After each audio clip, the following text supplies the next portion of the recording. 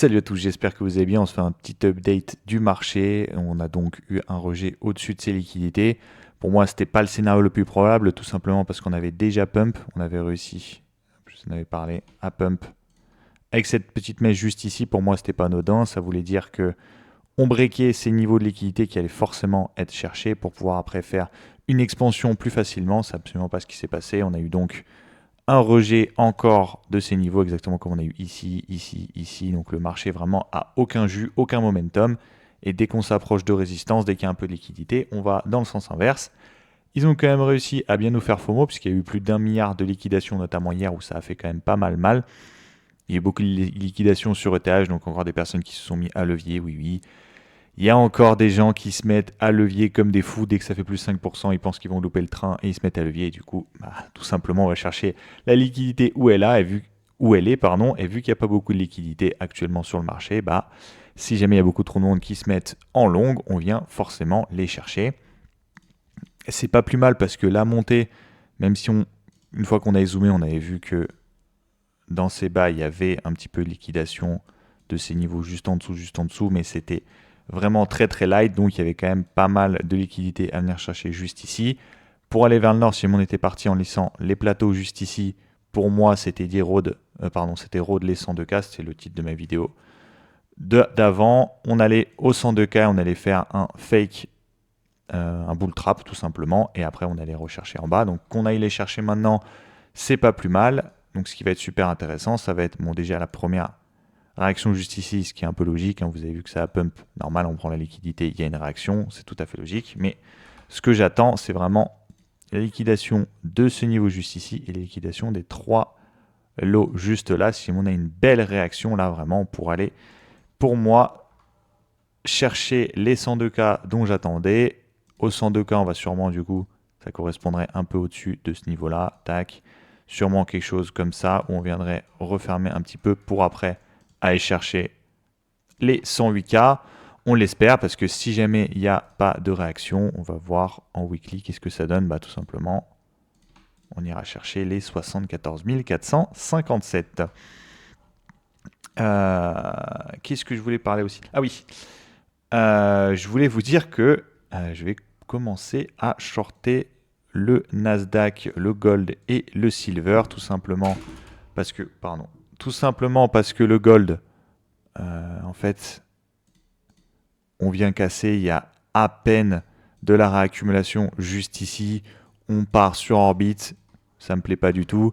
Quand il y a la consolidation, comme on voit juste ici, consolidation qui dure, hop là, je suis en weekly, donc il a duré 18 semaines, ça nous fait quasiment du 5 mois.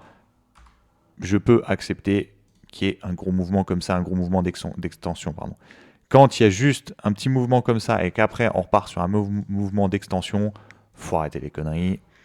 Bien évidemment, c'est très compliqué de short ce genre de setup, mais j'attends puisque la montée aussi parabolique du silver et du gold, c'est justement parce que des personnes short, notamment des institutionnels, ils essayent tous de choper le top. Et qu'est-ce qui se passe du coup? Au même titre que les retail, ils se font défoncer pareil, c'est-à-dire qu'ils viennent chercher les liquidités et ça permet de balancer du fuel pour aller vers de nouveaux sommets. Donc je suis en stand-by pour attendre un setup de short parce que pour moi ça va forcément mal finir. Un truc comme ça ne peut pas monter non plus jusque sur la lune. Le silver, tout pareil. Le silver c'est encore pire. Là vraiment c'est d'une débilité rare. C'est encore plus compliqué je trouve que le gold à shorter puisque là vraiment on est sur une giga parabole. Absolument personne ne veut le short. Toutes les personnes qui veulent le short un minimum là à chaque fois qu'il y a, pour peut-être se mettre en daily, en fait à chaque fois qu'on voit des grosses bougies, les personnes rentrent comme never en short et du coup se font instantanément démonter. Et ça je vais le remettre, hop, je crois qu'en général c'était par là, hop, parfait. Le Nasdaq surtout, le Nasdaq qui je trouve commence à puer fort. On a donc, si jamais on se met en daily, un break de ce niveau. Je vous avais expliqué que j'attendais déjà un short. Hop. Il y avait cette liquidité. La liquidité a très bien réagi. Donc, on part sur un break of structure de ce niveau juste ici. On a un bon setup de short, sachant que si jamais on se met en weekly, regardez,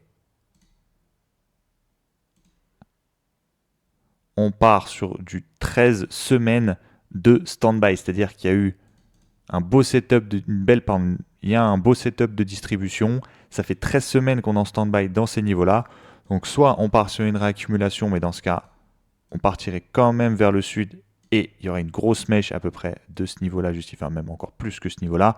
On pourrait prendre comme exemple ce niveau juste ici, c'est-à-dire un gros setup, on ravale, bougie, et hop, après on est parti vers le nord.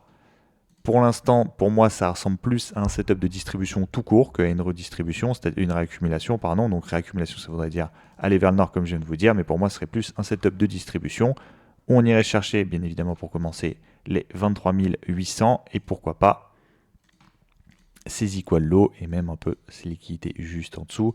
On aura le temps de voir par rapport au mouvement, mais pour moi, un petit retour sur les 22 000, ça me paraîtrait pas du tout déconner, surtout que ça ferait à peine moins 10%, franchement c'est quasiment que dalle. Hein. En plus, je pense que si jamais il commence à avoir un mouvement de panique, les gens pensent qu'il y a une bulle sur l'IA. Il n'y a pas de bulle sur l'IA, il y a des choses bizarres, il y a un espèce de cercle vertueux qui peut être très vite vicieux si jamais les choses tournent mal, où chaque entreprise achète chaque entreprise pour qu'après ils lui rachètent des produits, enfin bref. C'est une autre histoire. Tout simplement, ce que je voulais dire, c'est que les gens attendent un crack du bulle de l'IA. Et du coup, si jamais le Nasdaq commence à corriger et qu'on commence à se poser 2-3 questions, vous pouvez être sûr qu'on va vous expliquer que c'était survalorisé, qu'on commence à se poser des questions sur le fait des financements, des capex, blablabla, blablabla. Là, pour l'instant, personne n'en parle, tout simplement parce que le marché continue à monter. Mais si jamais ça commence un tout petit peu à descendre, les gens forcément ils vont devenir complètement bearish et ils vont commencer à se poser des questions là-dessus. Et du coup, ça risque d'amplifier la baisse. C'est là où vous aurez des bons points d'entrée si jamais vous voulez acheter des belles actions, puisqu'il y aura des actions de l'IA qui vont se faire démonter sans aucune raison, juste for fun, parce que le marché baisse et du coup, les gens sont sous psychologie et ils vont penser que la bulle explose. Donc, ce sera vraiment des très bons points d'entrée. Si jamais, pour finir, on se met du coup, on est en weekly, donc 40. On n'est pas si loin de la MM200. Vous voyez, vu qu'il y a eu un plateau, en fait, la MM200, quand ça monte, la MM200, elle monte tout doucement. Mais quand il y a un plateau, forcément, la MM200 rapproche. Donc, la break par le bas, c'est beaucoup plus simple. Puisque là, si jamais on continue hop, à faire ça, la MM200 va continuer, elle va arriver à un plateau. Et avec une toute petite baisse, boum, on va commencer à la break. Et quand on break la MM200, il y a beaucoup d'institutionnels, beaucoup d'algorithmes qui considèrent qu'on passe dans un marché baissier, à juste titre. Et du coup, vu que c'est beaucoup regardé, bah, c'est un peu auto-réalisateur. Et je pense que si jamais on commence à le break, il va avoir un petit retracement qui sera pour moi, comme d'habitude sur le Nasdaq, des opportunités d'achat, soit en achetant directement l'indice, soit en achetant des actions. En général, quand le Nasdaq retrace, le plus simple, c'est d'acheter des belles actions de qualité, des actions qui sont un peu démontées, un peu comme ce qu'on avait vu récemment, hein. C'était mars 2025, où il y avait de Nvidia qui s'était fait exploser sans aucune raison, le machin était je crois qu'il était même passé en dessous des 18 de PE, enfin c'était ridicule avec une croissance de quasi 100%, enfin. Bref, on n'est pas là pour parler de ça, on pourra peut-être en reparler une prochaine fois. Qu'est-ce que j'avais marqué d'autre? Oui, il y avait quelques actions du coup, quelques cryptos, pardon. Le hype qui s'était pris un peu un 10 octobre, en même temps que les autres actions, crypto, pardon.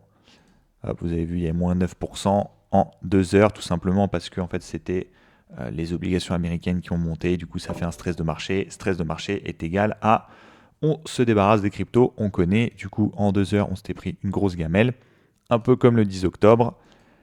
Le hype, du coup, je voulais en parler un tout petit peu. Pourquoi? Parce que je trouve qu'il se fait démonter sans aucune raison. J'avais acheté à 25, je suis sorti à peu près à BE. Et là, je vais retenter une zone d'achat entre les 16,89, 19,31. Si jamais, même scénario, c'est-à-dire que j'achète à peu près dans ce niveau-là avec un setup qui me paraît sympa et qu'on commence à break vers le nord et qu'on vient me chercher, je sortirai à BE. Si jamais on part, je garderai mon prix d'achat. Et si jamais on perce, je garderai aussi mon truc, je ne vendrai pas à perte et j'attendrai pour moi le golden ticket qui se situe au 9,32, 14,43. Si jamais le hype revient dans ces niveaux, pour moi, ça sera vraiment un très très bon point d'achat. Le pump aussi, je suis repassé en négatif, mais pour moi, c'est l'une des seules cryptos que je vais hold. Enfin, je le hold et je pense que si jamais on se fait un peu démonter et qu'on revient à peu près dans ces niveaux-là, je pense que j'en rachèterai, même si je suis déjà exposé. Pour moi, il y a du pump, du hype, du BTC.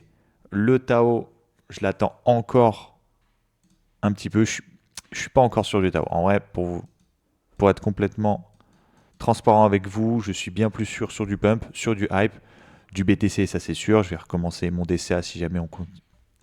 Je vous remontre, si jamais on break en dessous d'ici, je vais recommencer mon DCA sur le BTC. Si jamais on latéralise aussi au niveau des 80, pareil, je vais recommencer mon DCA.